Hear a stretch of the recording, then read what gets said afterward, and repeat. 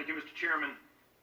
Mr. Chairman, I've heard continually from the other side this argument about obstruction of justice, obstruction of Congress, rather, I apologize. And I am baffled, and the more I think about it, the more I'm baffled. In Colorado, we have a different term for that.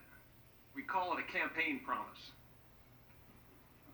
You see, when Congress has a 14% approval rating, it's somewhere between being as popular as shingles and an all-expense-paid trip to North Korea.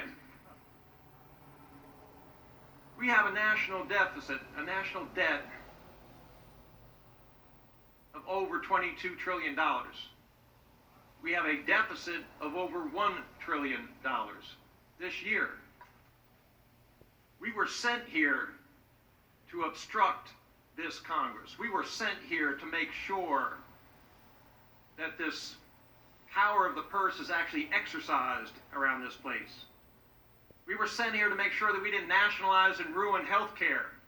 We were sent here to secure the border and to do our very best to prohibit sanctuary cities in this country. We were sent here to stop this body from ignoring states' rights. Yesterday we passed the NDAA bill. Somehow, someone slipped in a provision that every federal employee, not just Defense Department employees, but every federal employee will be given 3 months of paid family leave. Every federal employee. All those Americans sitting out there don't get that. It's exactly why we're here, to make sure that we hold Congress to a higher standard. And if you issue an article of impeachment for obstructing Congress, you're going to make this president more popular, not less popular. Congress is an embarrassment. And this president is holding his campaign promises, moving the embassy to Jerusalem, cutting taxes, cutting regulations, sustaining an amazing economy with low unemployment, job creation, bringing manufacturing jobs back, negotiating trade deals.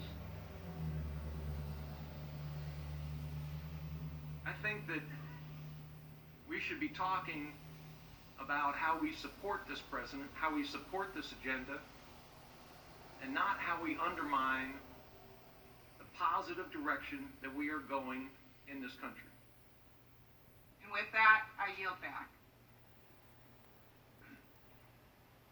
Gentlelady yields back. I now recognize myself for 5 minutes to strike the last word. And I just want to say the central issue of this impeachment is the corruption of our institutions that safeguard democracy by this president. Those are two basic protections we have for our democracy. Free and fair elections, and the president, in Article 1, is charged with trying to subvert the free and fair elections by extorting a foreign power into interfering in that elections to give him help in his campaign. We cannot tolerate a president subverting the fairness and integrity of our elections. The second major safeguard of our liberties, designed by the framers of the Constitution, is the separation of powers. That power is not united in one dictator, but is spread out through the executive, represented by the president, the Congress, and the judiciary. The second article of impeachment charges that the president sought and seeks to destroy the power of Congress.